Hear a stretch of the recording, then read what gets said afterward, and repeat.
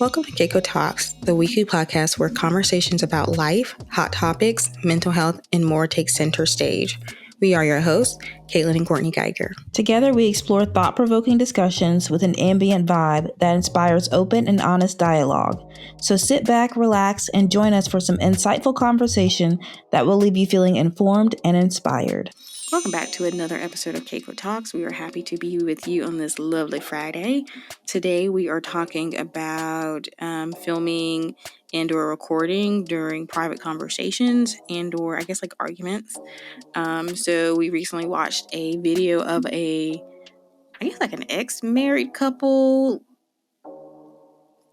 How do I say this? Maybe an ex-married couple have their, I guess, post-divorce.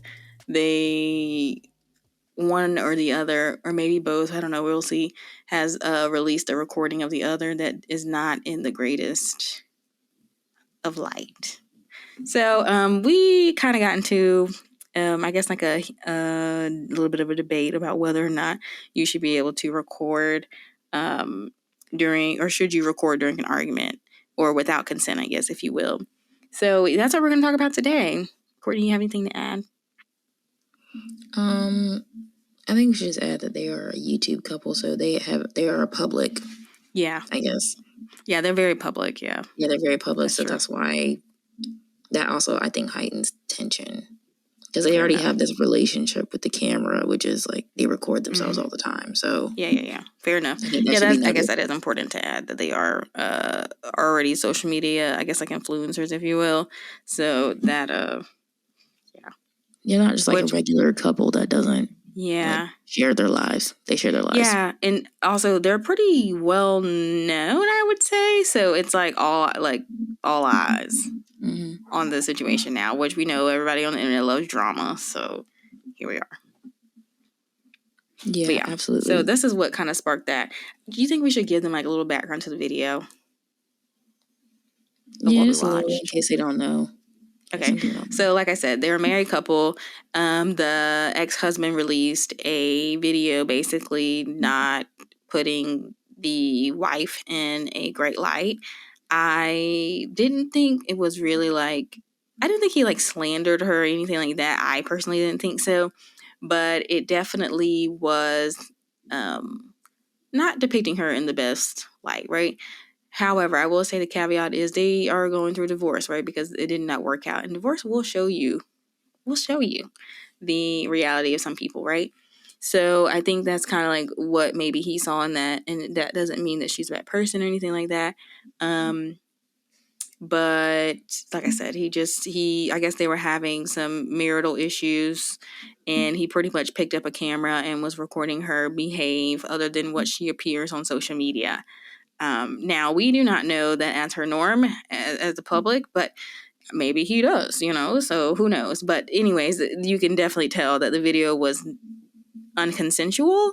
And then ex-wife made a post. Non-consensual, non-consensual.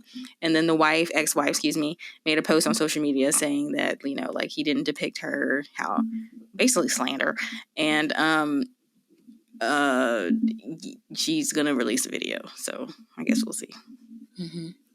So yeah, that's a little tea. Which is like, it's kind of messy, but they included everybody in the rest of their drama. So because they were very like, they just kind of like disappeared off the internet for a while, and they're like, oh, we're getting a divorce, and then they were like, oh, we're never gonna talk about it. Always is. It's like you put everything else positive out, and then the second something goes left, and it's like, well, let me hide under a rock. Yeah. Okay, so the real debate here is because I think that I don't have a problem with being recorded in the heat of the moment. And I think Courtney is on the opposite end of that. And she's like, absolutely not. Like, don't do that, I just find it deeply invasive. I mean, don't be wrong. I think it is invasive. But I feel like if that's not your true who you are, then it's like, I mean, you were fine showing the great parts of your life. You should be okay showing your true colors. I think that's mostly true, but then where's that line between, like, we are all different at different times and with different people all the time. That's what the complexity of humanity is. That's how serial killers are able to get off is they present one way to people and then are someone very different behind another door, right? Yeah. So, and I'm not saying like we do this thing where like, I got to show up 100% all the time this way. I'm always me. I'm going to keep it real, right? Like we always do that. But the reality is we all adapt according to different environments. Sure. That's the truth. And I'm not saying that like, and like in an argument situation, emotions get heightened. That is what an argument is. And having that added layer of somebody else is watching me, this third party, the camera is watching me, which can be distributed however many ways, puts this extra eyeball in the room that not only can be manipulated, but is also, it has this level of tension. Like it takes the humanity out of this argument, the personal conflict out of it. Now it's like broadcasted. Which I think for this couple we're talking about, because their life is already on camera, it's sort of ironic because it's like, well, you put everything else out. But it's like there are moments that do not have to be recorded. And I think arguments are one of those things that like, I'm torn between it because I think there is some validity to like, okay, you can record when somebody is like harming you or somebody is like whatever. Yeah, but so emotional abuse is not going to be like physical. I know. But I feel like to whip out your camera as a reactionary thing, like a gotcha kind of thing, that's how a lot of people use it as like, oh, gotcha. Yeah, I mean, I think that may be the case, and I think that's the risk that you run. But I think also, too, it's a form of protecting yourself as well, because there are people who are not going to show that to the public, like this couple, if you will, just so they can save face, right? And so who's to say he wasn't abused in all actuality? Oh, he absolutely could have been abused. I'm not saying he wasn't abused. And she could have been abused because nobody would believe if he didn't have that video, to be fair. I don't even feel like I don't know. I would never have I've never would like maybe some emotional abuse, but the physical abuse, like you could have never told me that because she's such a like gentle person, like from what her aesthetic, you know what I mean? Her aesthetic wise and what she was showed on camera seems very, very gentle. I think that's why people liked her. But I feel like, well, at least from what I saw in the video, to me, now maybe I didn't see the whole thing. I didn't see her like attacking the person, the spouse, ex-spouse. I saw her like snatch the phone or hit the phone. I'm not saying that was right either, but I think those are two different hits. No, what we saw on camera was her hitting the phone, hitting the camera, whatever he was holding. But apparently, me, that goes back to my argument, which is she got irate and angry when she saw there was this third. He pulled out. No, she was irate and angry as before. Like a gotcha. It was a gotcha thing. I think that. I mean, I feel like because I think, especially in those type of moments when if you are constantly being abused, it's going to be like a gotcha moment because obviously the abuser doesn't want to be caught, correct? It's going to be that. And then you didn't watch the whole video, but in some of the recounts that he was telling, he was basically saying that basically she's abused him in front of people, his mom and his brother specifically is what I remember. I think it was a couple other friends and things like that or something like that. So this is not his first rodeo. He has just never caught it to be able to have proof. And so maybe it was a got you, but at the same time, like at what extent is enough? Like I said, if he had gone to some place and he didn't have physical proof, nobody would believe that man. That first of all, not only just because it's a man and a female, well, not just because of like who they are social media wise and who she appears to be, but also because it's male female. It's like men can't be abused, like that's just not possible. I think that's bullshit because they can be abused. I'm just saying, to me, that didn't. It looked to me like she was like more snatching the phone, and even the video footage that he showed, I'm not saying what happened or didn't happen behind closed doors. All we have is what he showed, and to me, it's not like she put her hands on him.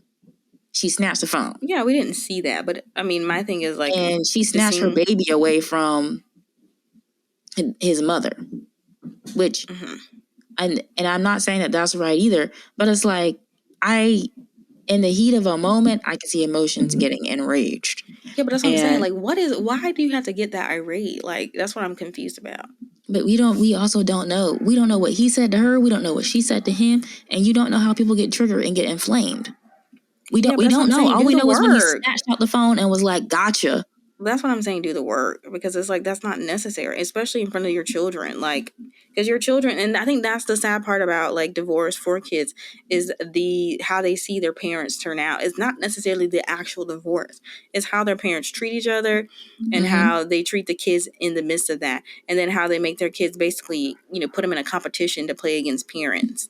That's the traumatic part. And so that's exactly, to me, what she was doing. Is like, first of all, like, I don't know. I actually used to watch this couple quite a bit growing up. And so the grandma was a huge support system for them and was like very in the kid's life. So why are you snatching that baby out of her hand? Like, first of all, she didn't do anything to the baby. It's between you and him. Y'all can just have a conversation. Correct? Why are you snatching the baby out of her hand? First of all. Second off, the baby's going to feel that.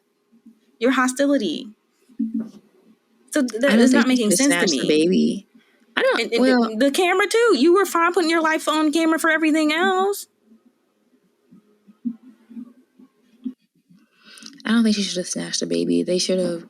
I think they should have holistically had a better way of handling that, especially in front of the children, if they could have. I'm just saying, we know humanity, and we know people aren't that freaking.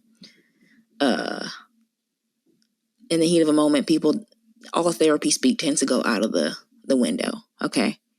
And there's like been plenty of times where I felt like we were the kids and that situation, like that couple had, like, there's plenty of times we've been snatched out of somebody's arms or drug here or drug there because the adults were fighting. I'm not saying it's right. I'm just saying I know how those situations can get, and to, whip out a camera as like, I gotcha, that starts making problems down the line when that can easily be switched into and manipulated into something that's not the full story. But I think that's the very reason why I'm in support, because I wish that we would have had cameras to record the behavior that were going on in our home, because that would have, or in our temporary home, I guess, because that would have mitigated a lot of things. Like, nobody could believe that was actually what was happening. Mm-hmm. Nobody. And so having a camera and showing the light of this person in all actuality would have been, in my personal opinion, a saving grace. Because nobody believes it. I don't think to this day anybody's like, him? That's comprehensible. And because he has a really good facade. Like, seems very charismatic. Not even seems, is very charismatic. I actually do think people who know him enough, I think do believe him. I think if you know him enough. But usually that's because you're at the hands of the abuse at that point. And that's too late. And so this person was able to hide because nobody really knew, nobody really spoke up about it, nobody really had proof. And so that was the exact reason why he was able to continue to perpetuate and be abusive, period. So that's what I'm saying. Like, in this situation, in all seriousness, what other ways I feel like was he supposed to go? Like, what other means would he have been able to protect himself? To me, I guess I would have liked to have seen, like, the entire, like, all of the footage, not just 20 seconds on my phone. Like, all day. Yeah, but he may have not had that, though. Lot, but I know, I'm just saying. And the other thing, too, is I just want to see the other perspective. Yeah, now that I do want to see. I'm not saying what he experienced isn't real, because obviously it's like on camera, and but I'm saying what easily could have happened and what would have been the same for our situation is, even if we did have a camera, say, the way our abuse looked was it would just randomly spark up on like a Saturday or a Sunday afternoon, right? Whatever. What if he had already done his damage, and then by the time we whip out the phone, it looks like he's not doing shit? You know what I'm saying? Fair enough. Then you try again another time. And so then we continue to wait to get abused to catch him. But that's what I'm saying. That's what he was already waiting doing. To catch somebody. But that's what he was already doing. Is that not right? He was already still getting abused. Like, that wasn't going to change. You mean to tell me, like, if that was not the first time she's done something like that? No, I'm not saying that is the first time. Obviously, they have had serious issues to even get to that point. But what I'm saying is I feel like we didn't see the immediate before and after. All we saw was when he whipped out his phone. And I mean, for he does all show a we little know, bit of after when she, like, storms upstairs. And she's, like, cussing them out. And she's like, you'll never see my kids again. And stuff like that. Okay. And that, like, and she's got to own that. Like, it's on camera. You said you'll never see my kids again. Mm-hmm. You know, that sort of thing. But I feel like I want to see, like, what happened the entire day. Like, there's your side, his side, the truth, and then this footage. I mean, if you ask me, the real honesty lies with the footage. Like, that's showing both parties. I guess I just don't. Maybe I think it might be because because I'm a filmmaker and I just see footage as highly manipulated. I see all cameras and everything recorded as highly manipulated or able to be manipulated. I mean, it can be, and I think it depends on what you are showing, right? And how you show it. Don't get me wrong. I do think that is a huge part of it, right? Because things can be taken out of context. Now, the problem with that is I think that the camera is just replaying what has already happened versus, like, in the art world, you are making something happen that may or may not exist. That's the difference. That's true, but what I will also say is, okay, so I'm only ever shooting raw footage. Whatever I decide to point at is already a personal choice that I'm making. Sure. Yeah, but it doesn't discount the fact that we're replaying something or are we making something. I hear that, but I'm saying even in that replaying, I'm only replaying a portion of the truth. I'm only ever replaying that 20-second, 30-second, 40-second, 50-second clip. Real time is vast in comparison to what my phone can record. Sure, but all I'm saying is, if you are recording what's actually happening in front of you, then that is real time. That is what we would consider the third truth, not his or her side, right? We are recounting the truth for that. I will say it's the truth for that moment. What I'm saying is these things are complex and difficult and have been going on for a long time. So before you vilify someone in this situation, totally, we got to look at, like, the conflict that's happened between both people. Agreed. And that's why I say I don't think you can just take the totality of everything he's saying. Because don't get me wrong, as much as you are a victim, I think there are some. It doesn't seem like he's absolved of his faults in the marriage either. Yeah, you're telling me. I don't see him sitting back totally and just Nikki is like, oh damn, I said their names. Whatever. Baby, from what I heard, they, like, take people's people who, like, post videos and stuff like that, they, like, take it down and they, like, go in. So that's why I'm not saying their names. So okay, I'll have to cut that out. Sorry. Okay, it's around 18 minutes. So from what I've heard, this couple is where's I at? I don't remember where I was at.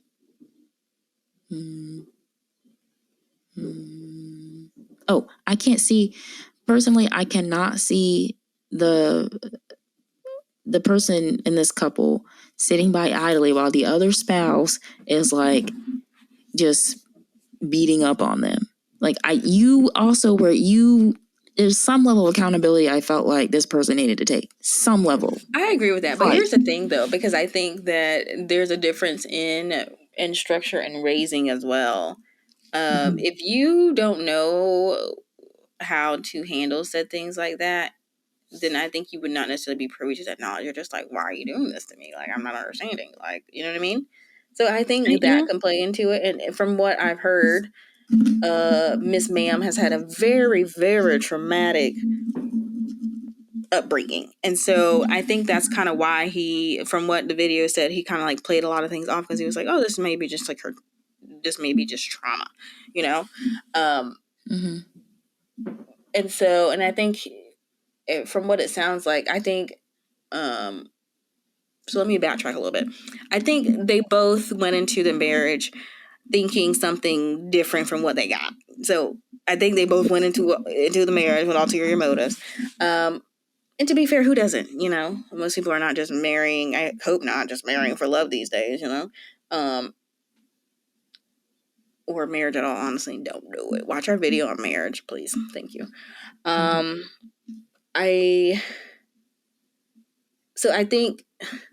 think expectations kind of got the best of what reality was, on top of the social media thing of making things look like they were greater than what they may have been. So you also have that pressure, right? And now you have, in divorce, you have, it seems like desperation from this video, and it seems like disappointment. It seems like just tiredness, mental health is questionable, and things like that. And it seems like Miss Ma'am is definitely just taking advantage of that. It seems to me that Miss Ma'am was also like, it seems very emotionally abusive. If you ask me, very emotionally abusive. Very like, if you're down, I'm gonna tear you down more. And so that's why I'm saying, like, I that's why I'm like, if it was me, I can see, or I can understand why he's like, let me just pull out this camera and record. Because if this person has pretty much always been abusive to you, you're probably going to be like a gotcha moment. Like, if I had the opportunity to go back in my abuse situation, I would be like, yeah, damn right, I gotcha. Like, yeah, you know what I mean? Like, in a heartbeat. Like, I'm telling you, like, the nature of it is all pulling out your phone is always a gotcha. I feel like it is. I think so. I think it always is going to be a gotcha, and especially if you have something to hide. If you have something to hide, you're going to feel like gotcha. You know what I mean? If you were doing this behavior, I feel like even if you have nothing to hide, it still feels like a gotcha. I don't think so, because I've been recorded in conversations before, and I don't feel like a gotcha. I don't feel. Well, it adds this extra layer of tension, in my opinion, to the conversation. What is supposed to be just like in my opinion, a personal like conflict. I don't think so. It feels like, oh, well, I'm recording now, so watch yourself. Don't say anything I don't want you to say. That's what it feels like. It's not necessarily you have to say anything I don't want you to say. It's just be mindful of what you're saying. Like, period. And you should do that with or without the camera. I think you should if do you it can say without it the in camera. private, then you should be proud to say it when there is a camera. Like, I don't understand what there is to hide. That's what like gets me about it. It's like, what is there to hide? If you felt so comfortable enough to do it behind closed doors, you should feel comfortable enough to do it in public, especially if you're over here abusing me, babes. It's not about what's hiding or not hiding. It's what's public versus private. And you are sharing everything else public? So everything's got to be... So so all private relationships have an underlying current of, if I pull out my phone now, it can be public, potentially. I mean, you run that risk in the world that we live in. So, I mean, because that could be true for a random person in the street, too. Could it not? It can. I'm just saying, I just know, like, privacy laws are when you close your door, there's an expectation of privacy. When you That's step not really out, private, though. The moment you step outside of your door, there's no expectation of privacy legally. Yeah, but even in your home, like, if somebody say you live with somebody, that doesn't mean that it's private. Just like, I don't know if you care to share, but in your previous living situation, you had cameras in the home, right? Yes, but that was because it was a public space. We could not put a camera in somebody's room. A room is an expectation of privacy. I don't think it's an expectation of anything. That's what the police said. So legally there was. I mean, sure, there may be legally, but if somebody put a camera in your room and you didn't know about it, then I would have every right to sue them. Sure, you could sue them, but good luck. I don't know any case that has been fruitful from that. It's not that I'm like, I don't have anything to hide. I'm not saying I'm the person who has anything to hide. I'm just saying that there is an expectation of privacy versus public. And I feel like for this couple specifically, it's compounded because they've already put so much of their life out in public. Mm-hmm. Things that would otherwise be considered private to people, they put on the internet. So, yeah. Yeah, I don't know. Me personally, like I said, if it was up to me, I personally have no problem recording conversations. I've actually recorded conversations before, not necessarily to share them, I'm not going to blackmail anybody with it, but for my understanding.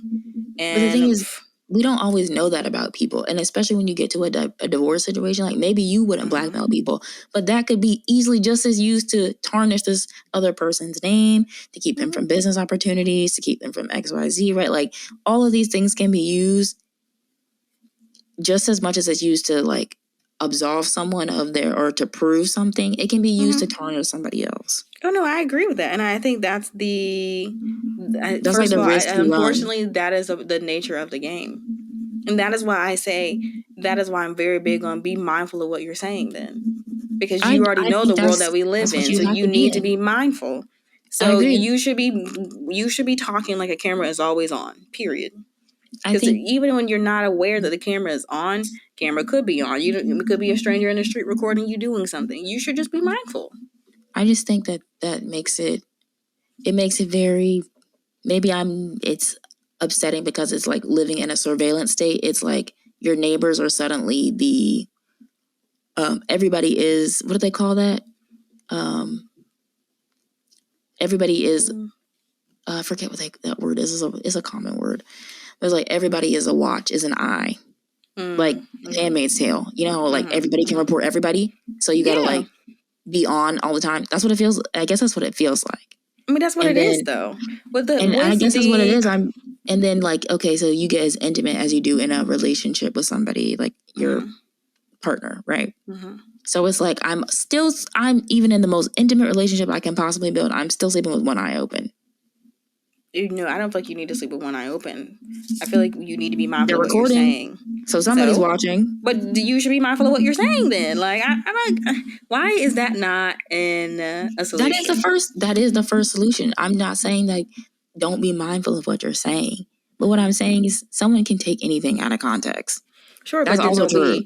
But be mindful of how you're saying things then. Then it doesn't have to be taken out of context. Then maybe we need to develop like a safe speak, like a way to speak about things so people know we are not angry and aggressive. Yeah, not saying that, because I think you can have those emotions, but I think there's a time where you just, if it's going too far, you just need to be like, you know what, I can have this conversation when I'm no longer triggered. I can have this conversation when I'm no longer angry. I can have this conversation when I've had time to process, and I can come back and I can effectively communicate. And so me personally, I'm a very, for the most part, I try to think about things logically. And not saying that emotions are not useful, but having emotional conversations have always gotten me nowhere. So it's like, that's why I don't understand why people cannot see why. Just think about what you're saying. But emotional conversations, we can't deny that humans are emotional beings. Man, woman, child, whatever. Don't express so this your whole emotions. like remove emotion from a conversation does not exist. Emotion informs our decision making. Sure, it can inform, but it does not have to be your entire reaction. You don't have to result to being overly emotional to make a decision. That's not how that works. You don't have to, but it's like, okay, so say somebody says something that makes me deeply sad or cry, then I also need that emotion is informing how I'm speaking to that person. Sure. And what I'm saying to that person. You can say that without being abusive. You can say that without being that's destructive. Emotional. But then to me, that's not just removing emotion. That's emotional management and control. No, but that's the thing that you can do yourself in controlling your emotions. No one's saying you can't feel how you feel. You're entitled to feel sad. But if you don't want to appear sad on, a video footage or whatever, then maybe you should remove yourself and come back when you no longer feel this overwhelming emotion of sadness then. And I think that's a problem personally with society, is like all we think about is, oh, this is how I feel right now, so I have to let the world know. And it's like, I can understand that in a certain space, but that is not conducive for long term of anything, really, because that is how I was abused, is because of high emotions. I also feel like, I don't know, this just feels very parroting. It's funny you said that's how you were abused, but I feel like this is just parroting what our abuser would tell us, which is you need to control your action and reaction to things at all time, and don't have any kind of emotional reaction. But that's not what I'm saying. I'm just saying that's what he would say. That's what he would say to us. Sure, that may And have been what that he was used said. as an He abuse said they don't have tactic. emotions at all. I'm saying have your emotions. I'm saying learning how to constructively convey your emotions so that it is not abusive, and knowing how to communicate effectively to convey whatever you're feeling. That's what I'm saying. There's a difference. Huge difference. I'm just saying our abuser used that language. No, that our abuser said don't have emotions at all. Don't feel sad, mad, happy, glad, none of those. That's what he said. And he also was saying, because it was like he didn't want any emotion coming up that would hold him accountable for his actions. Sure. So it was like he did this like black and white thinking of either emotion or logic or something. And it was like, no, our emotion is informing our quote logical decisions. Sure, and I completely agree with that. I'm not saying don't feel how you feel. I'm not saying that you can't even show, if you feel inclined to, show how you feel in public. You know what I mean? But just be aware of the repercussions of that. If you want to appear angry, go appear angry. If you want to be a Karen, go be a Karen. People are going to find out. That is the world that we live in today. And so it's just a matter of time before you get found.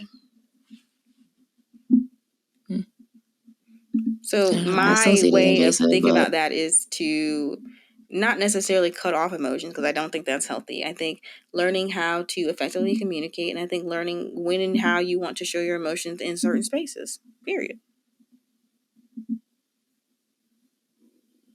Yeah, I just think that's wishful thinking, because most people don't have that much emotional control. Oh, I agree. I think it is wishful thinking, especially and I think not that's in a heated moment to like I can hear that. And really control themselves into like, okay, what am I really feeling right now? Because that takes time to process, and you have to stop the argument for that. Not necessarily. I think if you're in tune with self, you have sought out the correct resources. It's really not that difficult.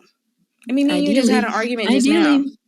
Me and you just had an argument just now, right? Like not argument, like a little discussion. And I was in tune with myself to know that, you know what, I can't really have this conversation effectively right now without being defensive and probably petty, right? So it's best for me to cut this conversation off now before I say something that I do not want to say and make a decision that I do not want to make. So it's best for me to cut it off, and we can come back to this later. Now, luckily you were like, hey, I'm down for that. Cool. But if you weren't down for that, then I would just have little input, because I already know where I am emotionally. I already know where I am mentally. And this is not a conversation that I can mentally handle right now. That's it. I think that's fine. I mean, that's true. I'm just saying we're acting like everybody is on their healing journey, and everybody is not. Everybody is not there. And fact is, most people probably won't ever get there. No, I agree with that. That's like a high emotional state. No, I agree. And I'm not saying that everybody has to be, because I'm not saying my way is the best way. Like, that's not what I'm saying. And to be fair, like I've gotten these tools because I go to therapy, right? But everybody can't afford therapy. Agreed. Therapy is a luxury. I know. But that doesn't mean that you still don't have to be mindful of how you're treating others and what you're putting out to the world. You should. Yes, you should. You still have to be accountable for that. I agree. You do have to be accountable for that. I'm just saying these situations are gonna continue to crop up, like this couple, and even our skirmishes because of things that sort of are like disadvantages too. It's like, who has access to this type of healing work that they can do? Who has the time to go get this? They clearly don't have the resources. What'd you say? That's what I'm saying. These people got money, and they obviously look like they have other issues. Anymore. Yeah. So and then issues. You got to be in a place personally to even accept this kind of way of being and to change your action. That's a lot. Most people are not doing that. Yeah. I'm just saying, like, I think, yes, in a perfect world, we all be able to be ready to be recorded. What'd you say? If you need to be ready to be recorded. I mean, maybe that's just the solution, is like, because everybody can't go get therapy and become like, emotionally in tune and controlled, that they can't, like, then I guess we just got to like live in a surveillance state. I don't know. But it does feel, I mean, I hope you understand it is scary to think that things that otherwise would be private, I guess, are now public. I mean, I think it is something to definitely think about. For sure. You know what I mean? And I think that like getting to this place is definitely, like you said, something to think about. However, I think the difference is this is another form of accountability. And I'm all for accountability. I think and so go ahead. Go ahead. I was just going to say, I think as the viewing public, people who are not in this relationship, I still think that we need to be media literate as well, right? That this is footage, that this is one person's perspective, Absolutely. that this is, that there is something that happened before, a long relationship that happened before, and there's things still happening afterwards. So that this is one little blip in time. And that's not to discount what did happen in this footage, but that's to say that this is part of a bigger situation. And so I think as the viewing public, they need to learn, be aware that you can be recorded at any time, and they need to like be able to get to their highest emotional control state. But we also, as a public who consume this stuff, got to realize what is footage, what's not, what's being manipulated, what's not, I mean, I always say take it with a grain of salt now, like always, because there's certain things that you may not understand or have for context. You know what I mean? And because I think go ahead. I was gonna say, when we were having a talk about this previously, who's to say that he wasn't abusive to her too? You know what I mean? We're not privy to that information yet. And so I definitely think take it with a grain of salt. But I think that in this very moment, we only have the information that he was abused, and the video footage is what is holding her accountable for her actions. Yeah. I just think, well, yeah, and that's true, 100% what you said. Like, we only see what he is seeing right now. I just can imagine that it was either some buildup for a long time, or like, would it change your perspective about the footage you saw if he had, what we didn't see was him slapping the shit out of her beforehand? Would that change the perspective of the footage for you? I'm not saying he did that. I'm just saying, if that kind of aggressiveness happened, would that not change? Would that change your? I would be like, well, this is both instead of just one. Oh, exactly. Like, yeah, but I don't think that would change my perception. I think they both were abusive, and I think they both had ulterior motives. Like, I think they were both probably abusive in both ways. Yeah, I mean, that's to be fair. Like, I don't think there's any relationship somebody is not deeming something in the relationship "quote unquote" abusive. Yeah, I don't think that exists. Even if you consider, like, at some point in a relationship, something's going to be triggered to cause said abuse to happen, I think. Or for that to be the norm, unless you do the work to correct it. Which is why, obviously, therapy is a luxury, but I say go to therapy, right? And I think this couple falls victim to that.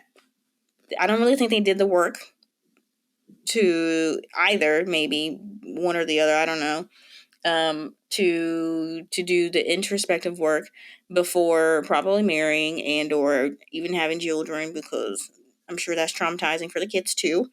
To see mom and dad fighting, and maybe even after. He's confirmed that he's offered therapy, and she's like, no, I'm not going. So obviously we can only take it with a grain of salt, because who knows, there's lots of nuances and things like that. But either way, like, abuse is abuse is abuse. If she's being abused and he's being abused, you're both wrong. You're both wrong. Yeah. And that can be emotional, mental, physical, like, it doesn't matter. It doesn't matter. Abuse is abuse is abuse. I think I agree.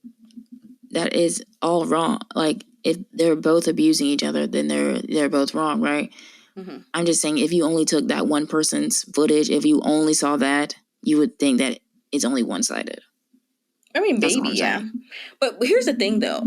Here's what I cannot understand, right? Miss Ma'am would have, or I guess I'll ask you this. Do you think Miss Ma'am would have ever addressed said abuse if it was not public?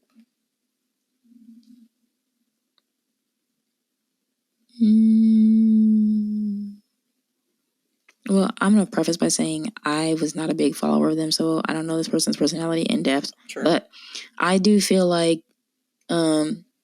probably not, because it seemed like before this was released by the other partner that they had some sort of unspoken rule that they were not going to basically discuss, because until then nothing had come out about anything in their relationship. So and there was some sort of unspoken rule. And honestly, I feel like the one partner who released the footage is like set it off, like, okay, well, you want to light the fire, let's go. Yeah, and I so that's what I think. From my gathering from the video, he basically was like they just finalized their divorce like recently, and so now he feels like he's in a space. He said his mental health is suffering, and he just needs someone to talk to. And then on top of that, he was.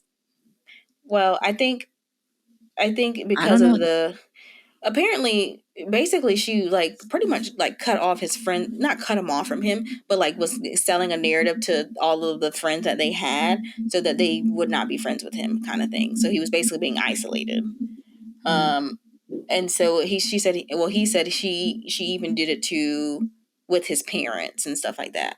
So it wasn't just it was like it was more than just a loss of like wife and kids. It was like extended people too.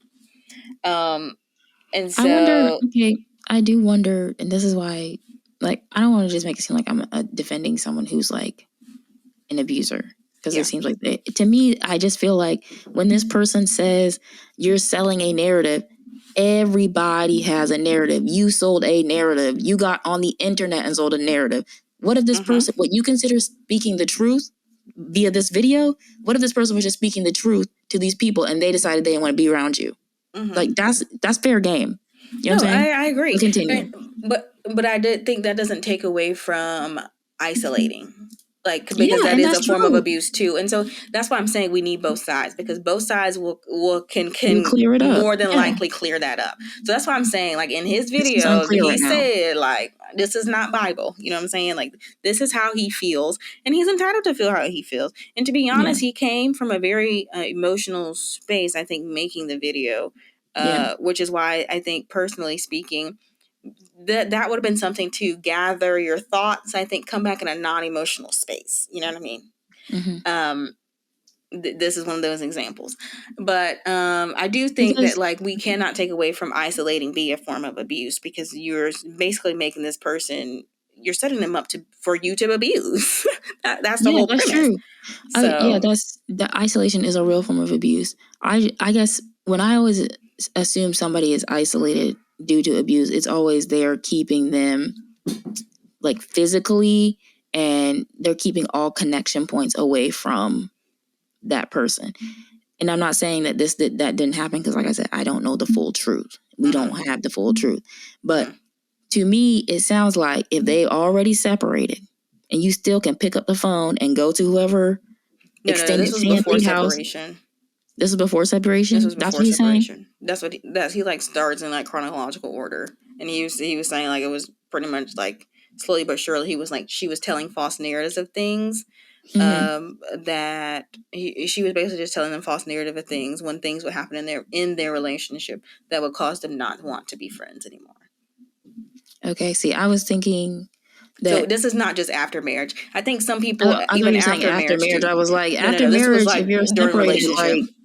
Yeah, no, this is like during relationship. Like it was not just an after relationship. I think there were a couple of people after relationship that probably were just like, I have enough. Like enough is enough. You know what I mean? Yeah. Especially if they're constantly hearing these things. I can see being a third party being like, I just want hands off, none of it. Yeah. Oh, exactly. That's how I would move. I'd be divorces are very messy. It's not just messy. The husband and the wife losing. It's everybody, because these two people were everything for everybody for probably a long period of time. So it's not just, even like when it comes to like friends groups and things. Usually your friend groups as a couple and stuff, things like that. Split up. So like you lose a lot of things.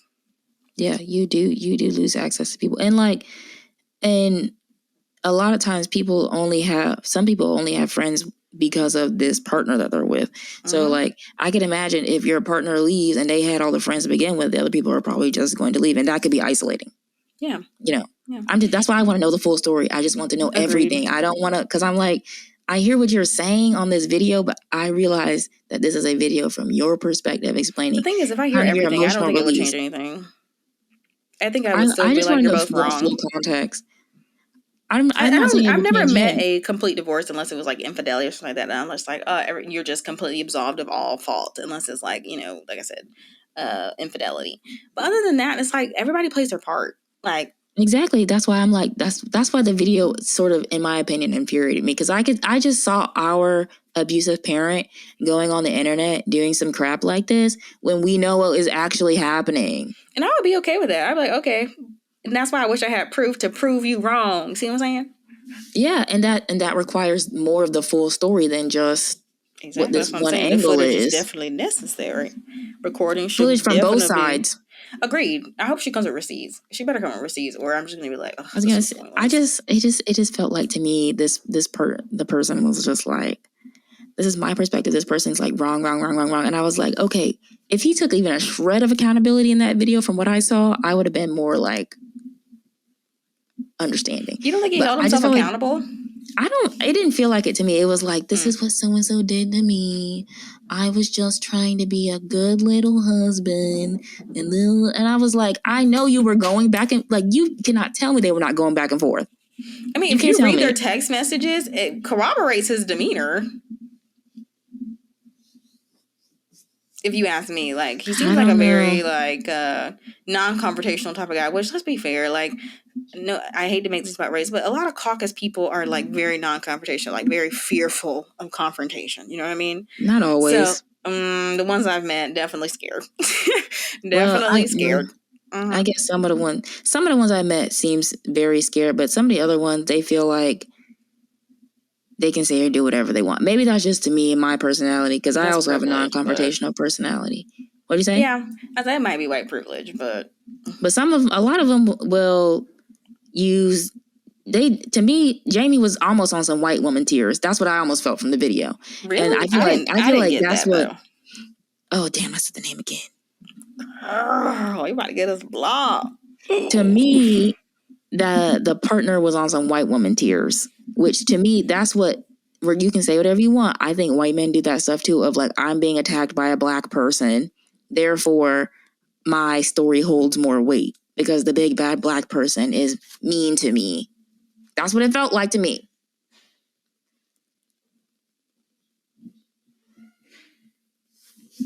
I didn't get the tears. And I don't be wrong, I hate that we like categorize that as white woman tears, because I think the white woman tears only comes into play when we talk about race, right? Mm-hmm. In this case, race obviously is a factor just because of it is because we're mama's not black. This is not racial. No, it is racial, but what I'm saying is that also can minimize the actual abuse that's still going on.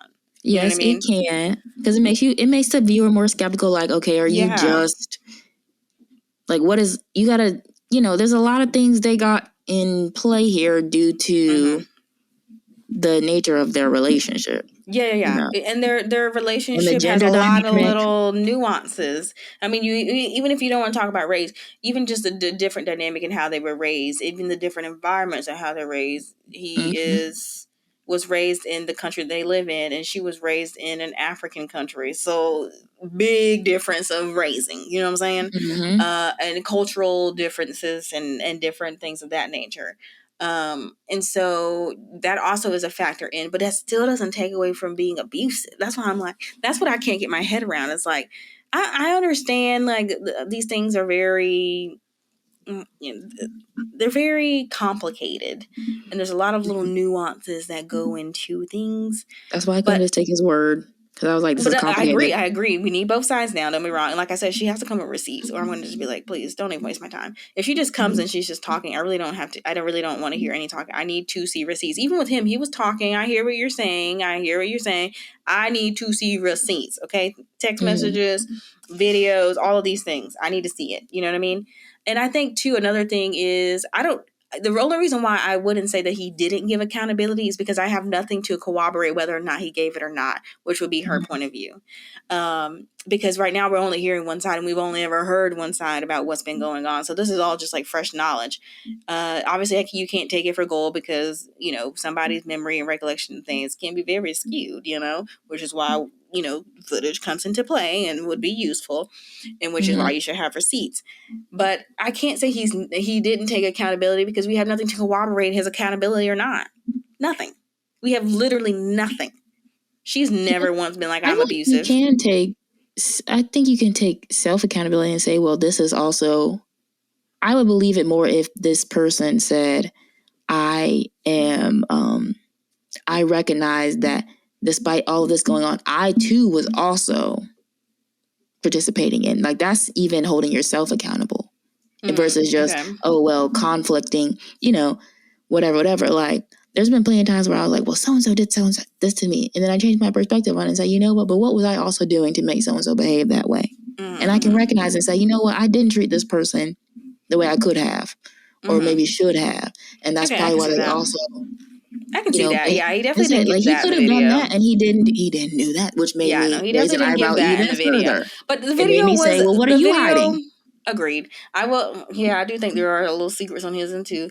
But I do think that the video was to shed light on why he left Jamie. I mean, why? Oh shit, I said it. We might just leave these names in. Honestly. They find it. If they happen to be down on the internet and find us, okay. Really scrolling to find it. You're really scrolling. It must be meant to be. Right. What was I saying? Oh, if I don't even know what I was saying. If I don't know, whatever. That will come back to me, hopefully. Whatever. I just felt like he could have taken accountability more. That was the biggest, because that's also an abusive thing too, is everything happened to me. I didn't do anything. Yeah, but I think when it comes to abuse, it's not typically your problem. You know what I mean? Like, when it comes to abuse, sure, you can take accountability and like, okay, how can I move forward? And like not staying in a victim state. But typically abusers are abusing you because you are a person of opportunity. Like, there's something wrong with them and they're putting that on you. Like, you are the person that you're just like the victim. You know what I mean? You're just the target. Because if that's the case, then why do people abuse their kids? Typically the kid's not doing anything but being a kid. I just think abusers really think that they are abusers. Oh, agreed. I would agree with that. They don't see themselves as abusers, so like they see themselves as like a lot of times probably just advocating for themselves. Yeah, maybe. Which is why I should go to therapy. I agree. Because even in myself, I had to recognize that in some ways I was an abuser. You know what I mean? As much as I didn't want to be that, I can't negate that I was an abuser. And at bare minimum, because abuser is a big word, a heavy word, I will say bully. But to me, bullying is a form of emotional abuse.